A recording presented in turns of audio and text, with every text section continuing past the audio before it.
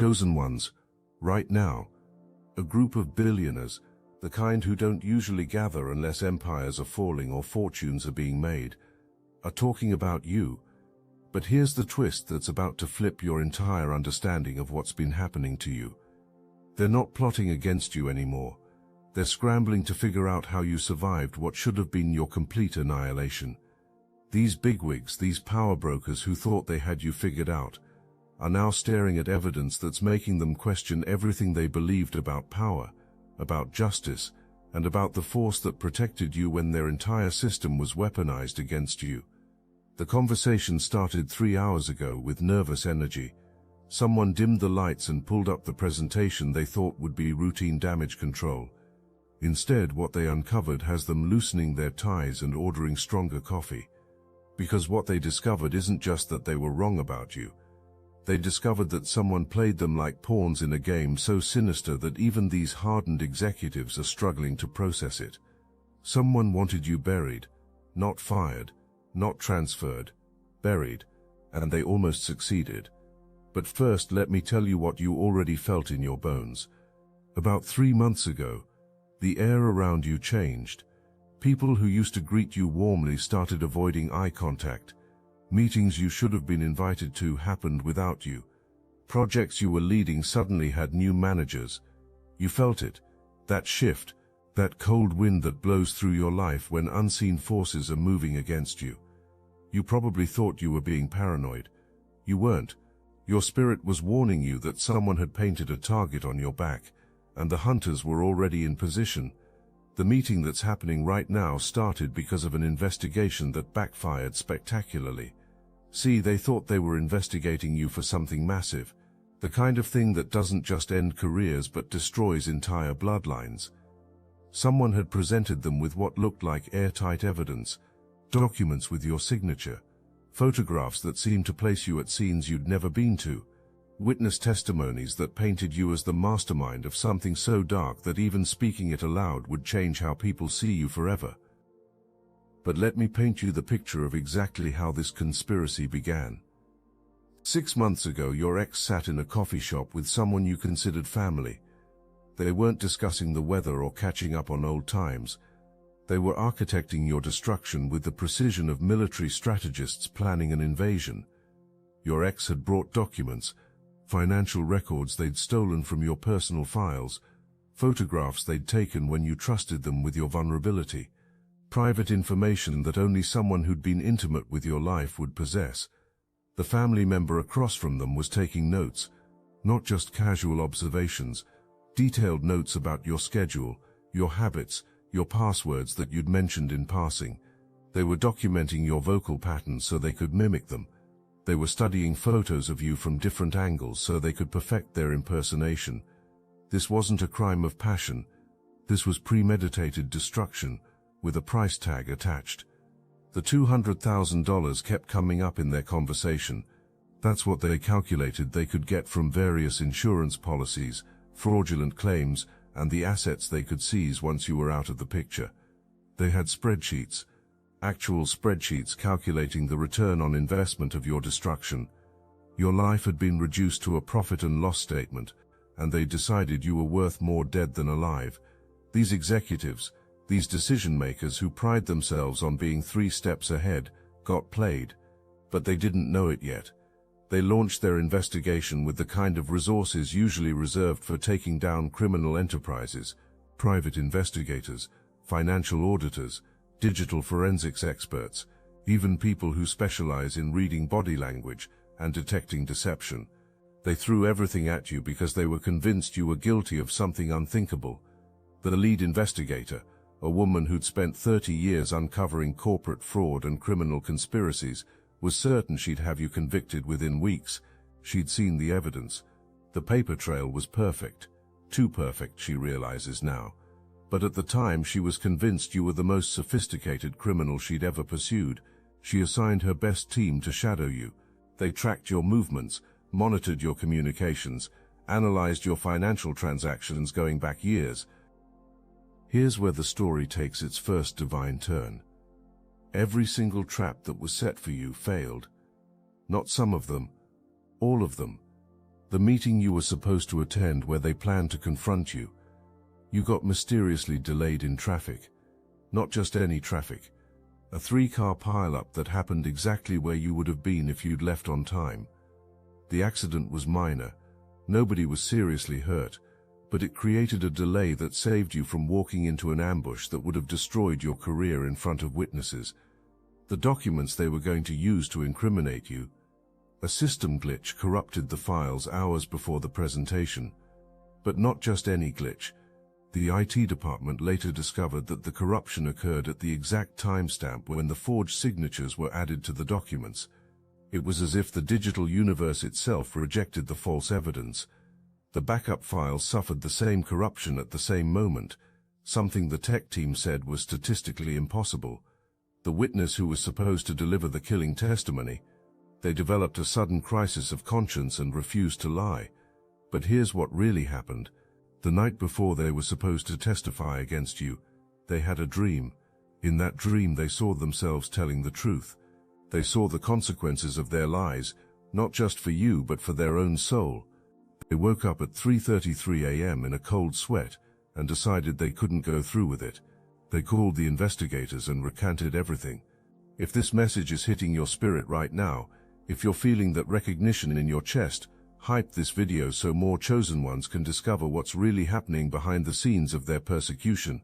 The executives in that room right now are reviewing what they're calling anomalies, but what you and I know as divine intervention. They're looking at a pattern so consistent that even their most skeptical members are using words like miraculous and impossible. They can't understand how you navigated through a minefield without stepping on a single explosive. They don't comprehend how every weapon formed against you malfunctioned at the crucial moment. But wait, there's another layer to this that's just being uncovered. Your ex didn't just recruit one accomplice. They had built a network. There were people in your workplace feeding them information. There were individuals in your social circle who were documenting your activities. There were even service workers, the barista at your coffee shop, the clerk at your gym, who were being paid to report on your movements. Your ex had turned your entire world into a surveillance state without you knowing it. The money trail that's being exposed right now is staggering. Your ex had taken out loans to finance this operation. They'd maxed out credit cards paying people to participate in your destruction. They were so certain of their payday that they'd already spent money they didn't have. The investigators found receipts for luxury items purchased the week they expected you to be arrested. They'd already planned their celebration of your downfall, but the real shock came when they discovered who was behind it all. This is where your story transforms from persecution to vindication. The person who orchestrated this entire conspiracy wasn't some distant enemy. It was someone who had intimate access to your life, someone who knew your patterns, your passwords, your vulnerabilities, someone who had smiled in your face while documenting everything they'd need to destroy you. Your ex, that person who once claimed to love you more than life itself, they were the architect of your destruction. But they weren't working alone. They had recruited a family member, someone who looked enough like you to pass for you in carefully staged scenarios. Together they created an elaborate illusion designed to make you look like a monster while they played the victims. The family members' involvement went deeper than anyone initially realized. They hadn't just impersonated you. They'd studied you with the dedication of a method actor preparing for the role of a lifetime. They'd practiced your walk, your mannerisms, your speech patterns. They'd even gone so far as to get similar clothes, similar haircuts, similar accessories. They'd transformed themselves into your dark mirror, a twisted version of you that could perform the crimes you were being accused of. The evidence that's being reviewed in that boardroom right now is staggering. Your ex and their accomplice didn't just want to ruin your reputation. They wanted to cash in on your destruction. Life insurance policies had been taken out. Beneficiary forms had been forged. The number that keeps appearing in the documents is $200,000. That's what your life was worth to them. That's the price tag they put on your complete annihilation. But there were more policies. As the investigators dig deeper, they're finding insurance policies you didn't even know existed. Disability insurance that would pay out if you were incarcerated. Professional liability insurance that could be claimed if you were found guilty of corporate crimes, even identity theft insurance that they plan to claim after destroying your reputation. The total value of all these policies, nearly $500,000. Here's where divine justice starts to reveal its perfect design. The very surveillance systems they set up to frame you became the instruments of their exposure. They were so confident in their plan that they recorded everything, every conspiracy meeting, every moment of fabricating evidence, every laugh they shared while discussing your downfall. They created an archive of their own crimes, thinking they were building a case against you. The recordings are damning beyond belief. In one, your ex can be heard saying, "After this they'll never work again. They'll be lucky if they're not in prison for 20 years. A family member responds, "And will be set for life. This is better than winning the lottery." They actually clinked glasses and toasted to your destruction. They celebrated prematurely, not knowing that heaven was recording everything on a different kind of cloud storage. The investigator who uncovered this is actually in that meeting right now. A woman with 30 years of experience who's seen every kind of corporate crime imaginable, but even she's shaken by what she found. The meticulous planning, the calculated cruelty, the patience with which your enemies waited for the perfect moment to strike. She's telling the executives that in her entire career, she's never seen anything this diabolical.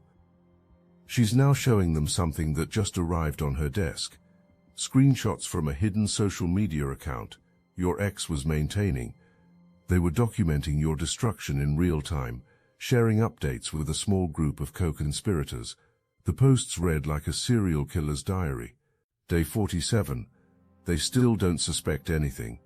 Day 92. The foundation is crumbling, just as planned. Day 131. Tomorrow it all comes crashing down. The level of premeditation is making even these hardened executives nauseous. What's making these powerful people sweat isn't just that they almost participated in destroying an innocent person. It's that they're realizing they were one decision away from being accomplices to something that would have made headlines around the world. The legal ramifications alone could destroy their entire organization. The reputational damage would be irreversible. They're not just trying to make things right with you. They're trying to save themselves from the avalanche of consequences heading their way. There's a moment of silence in the room as they absorb what this means. One executive, a man who built his fortune on reading people and situations, speaks up. "We didn't just almost destroy an innocent person," he says. "We almost participated in something that would have haunted this organization for decades. If this had gone through, if we had acted on this false evidence, we would have become the case study in every business school for how powerful organizations can be manipulated into destroying innocent lives." The conversation has shifted from "how do we handle the situation with this person?" to "how did this person survive what we now know was an attempted murder of their character, their career, and possibly their actual life." They're reviewing your work performance during the months when you were under the most intense attack. While your world was being systematically destroyed, you were producing some of the best work of your career. While lies were being spread about you, you were exceeding every metric they measured. The data they're looking at doesn't make sense by any conventional measure. Your productivity increased by 34% during the period of highest stress. Your innovation metrics were off the charts. You launched 3 new initiatives that are now being recognized as industry game changers. You mentored 5 junior employees who all credit you with transforming their careers. All of this while someone was trying to destroy your life. The executives are looking at each other with the same unspoken question: how is this possible? One executive, a man who's built his career on reading people, just said something that changed the entire energy in the room. He said, "This isn't natural. No one maintains this level of excellence while under this kind of pressure, unless they have supernatural support." The room went quiet, because they all know he's right. What they witnessed wasn't just resilience, it was divine protection in action. Another executive, someone known for their skepticism and hard-nosed approach to business, adds something that surprises everyone. "I've been in this business for 40 years, she says. "I've seen people crumble under a fraction of this pressure. I've watched careers end over rumors that weren't half as damaging as what this person faced." The fact that they not only survived but thrived. We're not looking at luck. We're looking at something else entirely. The HR director is now presenting a timeline that's making everyone uncomfortable. Every date your enemies chose to execute their plan coincided with something that protected you. The day they planned to have you arrested, you were unexpectedly called out of town for a family emergency. The night they arranged for you to be in a compromising position, you felt inexplicably ill and stayed home. The meeting where they planned your professional execution, it was mysteriously cancelled due to a power outage. But here's what's really unsettling. The power outage only affected the building where the meeting was supposed to happen. The buildings on either side had full power. The utility company has no explanation for it. Their systems show that power was flowing normally to that building. Yet for exactly 2 hours, during the exact time of your scheduled execution, the lights were out. When the meeting was rescheduled, the key witness who was supposed to testify against you had disappeared. These aren't coincidences. These are coordinates in a divine protection protocol that's been operating around you since birth. You're not just lucky, you're protected by forces that these executives are only now beginning to comprehend. Some of them are secretly terrified. They've realized they didn't just falsely accuse an employee, they potentially attacked someone under supernatural protection. And if there's one thing powerful people fear, it's power they can't understand or control. The legal team has just entered the room with news that's shifting everything again. Your ex and their accomplice have been arrested. Not just detained for questioning, arrested. The evidence against them is so overwhelming that bail is being denied. The conspiracy they crafted has been unraveled thread by thread, and each thread leads back to them. The very system they tried to use against you has become their judge, jury, and executioner. The prosecutor assigned to their case is someone known for their tenacity. They've never lost a case of this magnitude. They're treating this like the crime of the century because in many ways it is. The attempted destruction of an innocent person using sophisticated technology, elaborate conspiracies, and forged evidence. This is the kind of case that makes careers, and the prosecutor is determined to make sure your enemies never see freedom again. But there's more. The investigation has revealed that this wasn't their first attempt. There were others before you.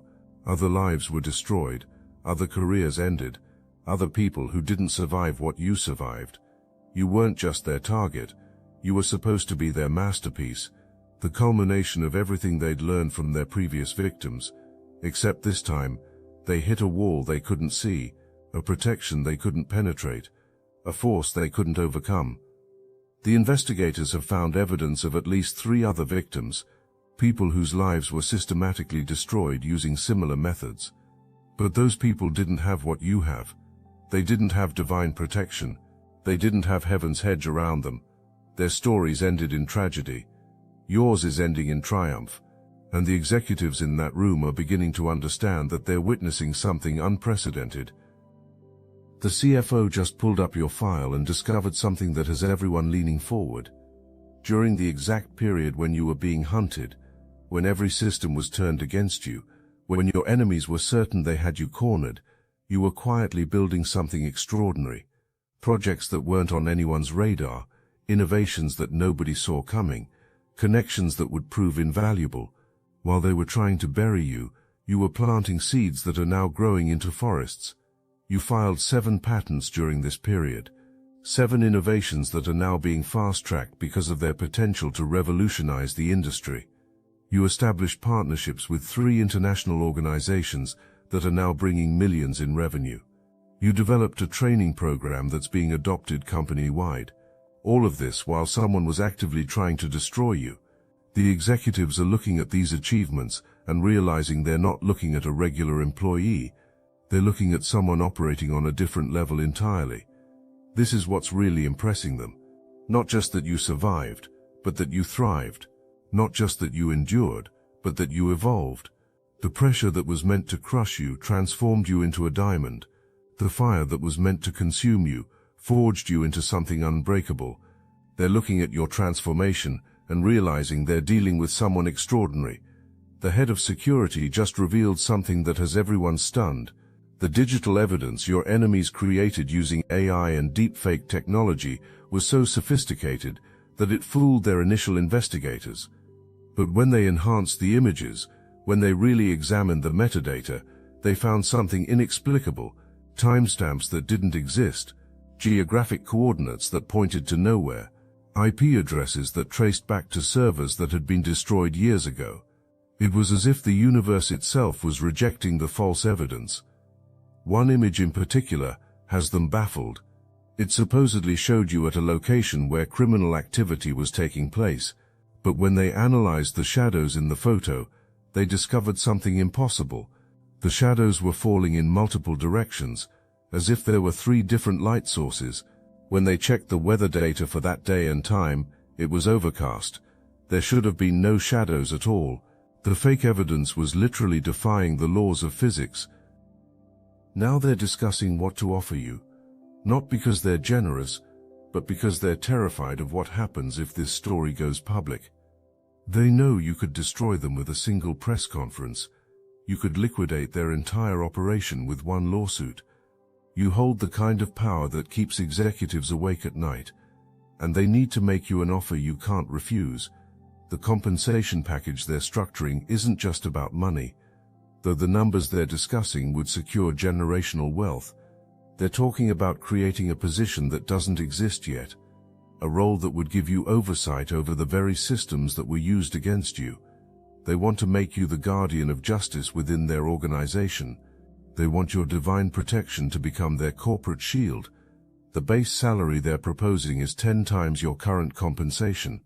But that's just the beginning. Stock options that would make you one of the largest individual shareholders, a signing bonus that equals what most people earn in a lifetime, performance bonuses that have no cap. They're essentially offering you a blank check, because they know that whatever they pay you will be less than what you could take from them in court. But some of them are going further. They're suggesting that you should be brought into the innermost circle, the place where real decisions are made, the room where empires are built and destroyed. They recognize that someone who survived what you survived, someone who thrived while being hunted, someone who maintained integrity while being lied about, is exactly the kind of person they need at the highest levels. One executive, a woman who rarely speaks in these meetings, makes a point that silences everyone. This person didn't just survive an attack, she says. They transformed an attempted assassination into an elevation. They turned persecution into promotion. If they can do that with their enemy's worst intentions, imagine what they could do with our full support. We're not just trying to avoid a lawsuit here. We're looking at potentially the most valuable addition to our leadership team in the company's history. The conversation is getting heated now. Some executives think they should approach you immediately with their best offer. Others think they need more time to understand what they're really dealing with, because the evidence of divine intervention in your case is challenging everything they thought they knew about how the world works. They built their careers on the belief that money and power were the ultimate forces, but they just witnessed something that trumped both. The investigator is now showing them something that just arrived: security footage from the night your enemies claim you were somewhere incriminating. But the footage doesn't show what they expected. It shows something that doesn't make sense. A figure that looks like you but moves wrong. Shadows that fall in impossible directions. Reflections that don't match the person casting them. The fake you that your enemies created is literally glitching in reality. The tech team has analyzed this footage frame by frame. In one frame, the person supposed to be you has your face but different hands. In another, they have your body type, but their shadow is the wrong height. In yet another, they're wearing clothes you own, but the fabric patterns don't match any clothing you've actually purchased. It's as if reality itself was rejecting the impersonation, leaving breadcrumbs for anyone willing to look closely enough. This is making them realize the level of evil they were dealing with. Your enemies didn't just lie about you. They tried to rewrite reality itself. They attempted to create a false history, a fabricated present, and a destroyed future. But reality has a way of rejecting lies when they're told about chosen ones. The universe itself maintains the integrity of truth when it comes to those it protects. The psychiatrist they brought in to profile you just delivered his assessment. He says your psychological resilience during this period indicates one of two things. Either you're a sociopath who feels nothing, or you're operating with a level of spiritual support that transcends normal human capacity. Then he shows them your work during this period, the compassion you showed to others, the kindness you maintained despite being persecuted, the integrity you displayed while being lied about. His conclusion: you're not a sociopath, you're something else entirely. He presents email after email where you helped colleagues with their projects while your own world was falling apart. Messages where you encouraged others who were facing challenges that paled in comparison to yours. Performance reviews you wrote for your team members that were glowing with genuine praise, written during the very weeks when you were being framed for crimes you didn't commit. This isn't the behavior of someone without empathy. He says, this is the behavior of someone operating from a higher plane of consciousness. Now they're afraid, not of you, but of what protects you. They're realizing that they narrowly avoided declaring war on heaven itself. Some of them are actually discussing bringing in spiritual advisors to help them understand what they're dealing with. Others are suggesting they need to completely restructure how they evaluate situations like this in the future. The atheists in the room are having existential crises in real time. One executive just pulled up his phone and showed the others something. It's a text message thread between him and his wife from 3 weeks ago. He had told her about the investigation into you, convinced you were guilty. His wife, who had never met you, responded with something that now seems prophetic. Be very careful. Sometimes things aren't what they seem and you might be fighting against something bigger than you understand. He didn't listen then. He's listening now. The offer they're finalizing is unprecedented. Complete restoration of your position with back pay for the entire period of persecution. Promotion to a level you wouldn't have reached for another decade. Stock options that would make you a significant shareholder. A personal security detail to ensure this never happens again. And most importantly, a public vindication that will be so thorough, so complete, that anyone who ever doubted you will have to publicly apologize. But they're also offering something money can't buy. They want to make you untouchable within their organization and their industry. They're prepared to use their influence to ensure that every door that was closed to you is not just opened but removed from its hinges. Every opportunity that was stolen from you will be returned tenfold. Every relationship that was poisoned will be restored or replaced with something better.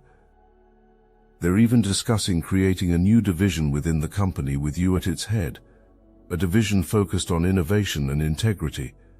A place where your unique combination of creative excellence and supernatural resilience can be fully utilized.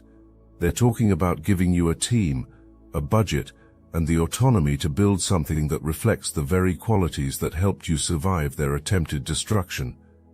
The restraining orders are already being processed, not against you, but for you. Your ex and their accomplice will never be able to come near you again. The legal system that they tried to weaponize against you has become your permanent shield. The investigators who were assigned to prove your guilt have become witnesses to your innocence. The prosecutors who were prepared to destroy you are now prepared to destroy your enemies.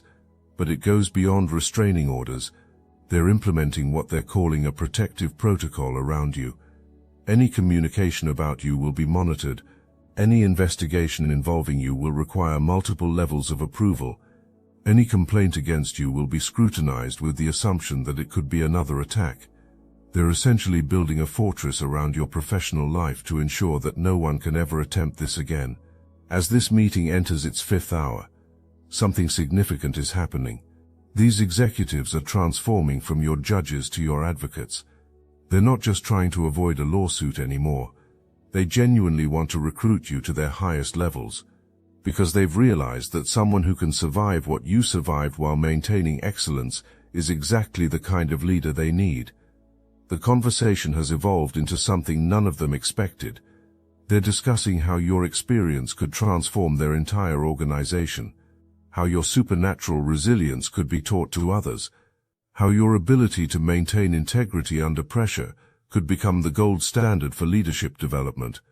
They're seeing you not as a problem to be solved, but as a solution to problems they didn't even know they had. The spiritual advisor they brought in just said something that has everyone silent. He said, "You didn't just falsely accuse an innocent person. You challenged heaven's chosen one, and heaven always wins." The temperature in the room seems to drop, because whether they believe in spiritual things or not, they can't deny what they've witnessed. The evidence of divine intervention is undeniable. He continues, "This person carries a blessing that turns curses into benefits. Every attack against them becomes ammunition for their advancement. Every lie told about them becomes truth that elevates them. You're not dealing with normal human resilience. You're dealing with divine favor. And divine favor doesn't just protect, it promotes. Your enemies are now experiencing the full reversal of their plans. The prison they planned for you has become their residence. The poverty they planned for you has become their inheritance. The isolation they planned for you has become their social reality. Everyone knows what they tried to do. Their names are poison in every professional circle. They've become cautionary tales told in boardrooms about what happens when you attack someone under divine protection. The latest update from the prosecutor is devastating for them. Additional charges are being filed every day as more evidence emerges. Conspiracy to commit fraud, identity theft, cyber terrorism, attempted murder by character assassination. The list keeps growing. The prosecutor is confident they're looking at 25 to life. Your ex's attorney has already indicated they want to discuss a plea deal, but the prosecutor isn't interested. They want this to go to trial. They want the world to see what happens when evil attacks innocence. The family member who helped them is facing consequences that go beyond legal punishment. Their betrayal has created a rift in the family that may never heal. They sold their soul for money they'll never see, and now they're left with nothing but the echo of their own treachery. Every family gathering for the rest of their life will be marked by the absence of trust, the presence of shame, and the weight of what they did to their own blood. Their children have disowned them. Their spouse has filed for divorce. Their friends have disappeared. The community that once embraced them now crosses the street to avoid them. They've become a pariah in every sense of the word. The $200,000 they thought they'd gain has become a debt they'll never be able to pay, not just financially, but spiritually, emotionally, and socially.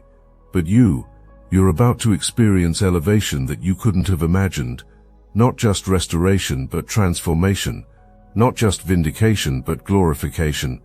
The very system that was turned against you is about to become your platform. The very people who were convinced of your guilt are about to become your greatest advocates. The very organization that almost destroyed you is about to make you one of its most powerful leaders. The meeting is concluding now with a decision. They're going to approach you tomorrow, not with an apology, because that would admit liability, but with an offer that says everything without saying anything. They're going to present you with opportunities that weren't available to you before this persecution. They're going to open doors that were previously locked. They're going to offer you power that you never sought, but definitely deserve. They've assigned their best negotiator to present the offer, someone known for their ability to close impossible deals, but they've given them unusual instructions. Don't negotiate, they've been told. Give them everything, and if they ask for more, give them that too. We can't afford to lose this person, not after what we've witnessed. What they still don't fully understand is that this was always your destiny. The persecution was just the pathway to your promotion. The lies were just the labor pains of your truth being born. The attempted destruction was just the demolition necessary before your reconstruction. Heaven used your enemy's evil intentions to position you exactly where you were always meant to be. As you receive this message, understand that your vindication is not coming. It has already arrived. The meeting that just concluded has sealed your enemy's fate and secured your future. The investigation that was meant to destroy you has become the documentation of your divine protection. The persecution that was meant to end you has become the platform for your elevation. Tomorrow, when they approach you with their offer, remember that you're not negotiating from a position of need, but from a position of power. They need you more than you need them. They need your forgiveness more than you need their money. They need your participation more than you need their platform. The entire dynamic has shifted, and you're now the one holding all the cards. Now I want to take a moment to tell you about a few individuals that shouldn't exist. a trained occultist who escaped from a satanic coven, a former Black Ops drone pilot who flew swarms with his mind, a multi-millionaire psychic CFO who predicted market shifts before they happened. What do these remarkable individuals have in common? You'll find them all in the Obsidian Inner Order, where they share their forbidden knowledge on our private Discord server. My chosen soul has drunk deep from the well of knowledge aeon after aeon.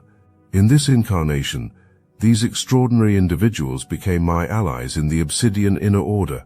They recognized the call. They stepped forward. They connected with others who understand their unique gifts and burdens. What is stopping you from manifesting the same? The synchronicities that brought them here weren't accidents. Neither is your discovery of this message. When souls of this caliber gather, the Archons take notice. They fear our collective power. They know what happens when the truly awakened find each other. Join our weekly calls, hear their stories firsthand, share your own journey with those who won't dismiss or doubt you. The knowledge exchanged in our private channels cannot be found anywhere else on this plane. Click the link in the description below now. The extraordinary souls await your arrival. The question isn't whether you belong among them. The question is, how much longer will you wait to claim your place? Here's what makes your position even stronger. They know you have options. Other organizations have been watching this situation. Headhunters have been circling. Competitors have been preparing offers. Everyone wants to hire the person who survived the unsurvivable, who thrived under impossible pressure, who maintained integrity while being attacked from all sides. You've become the most sought-after talent in your industry, without even trying. Your story is about to become legend within certain circles. The chosen one who survived the unsurvivable, the innocent who was protected by the invisible, the persecuted who became the promoted. People will study your case for years, trying to understand how you maintain such excellence under such extreme pressure. What they won't understand is that chosen ones operate with supernatural support. Business schools will teach your case. Leadership programs will analyze your response. Psychological studies will be written about your resilience, but none of them will capture the true source of your strength. They'll attribute it to mental toughness, emotional intelligence, or exceptional character. They won't understand that you were simply protected by forces that transcend human comprehension. The protection that surrounded you during this attack wasn't random. It was precise. Every intervention was perfectly timed. Every protection was strategically placed. Every divine move was calculated to not just save you, but to elevate you. This is how heaven operates when one of its chosen ones is under attack. It doesn't just defend, it devastates the attackers while elevating the attack. Stand tall, chosen one. Your enemies have fallen into the pit they dug for you. Your vindication is complete and undeniable. Your elevation is beginning, and it will surpass anything you could have imagined. The very people who were prepared to destroy you are now prepared to promote you to heights you never thought possible. This is what happens when heaven intervenes. This is what occurs when divine justice is activated. This is the power of being chosen. You didn't just survive something dreadful. You succeeded in ways that have very important people not just impressed but transformed. They've witnessed something that's changed their understanding of power, protection, and the forces that truly run this universe. Your time has come. Your vindication is complete. Your elevation begins now. The universe itself has declared your victory, and every enemy who stood against you is about to understand what it means to fight heaven and lose. The dreadful thing they tried to do has become the divine thing that elevates you beyond their wildest imagination. You are untouchable. You are chosen. You are chosen.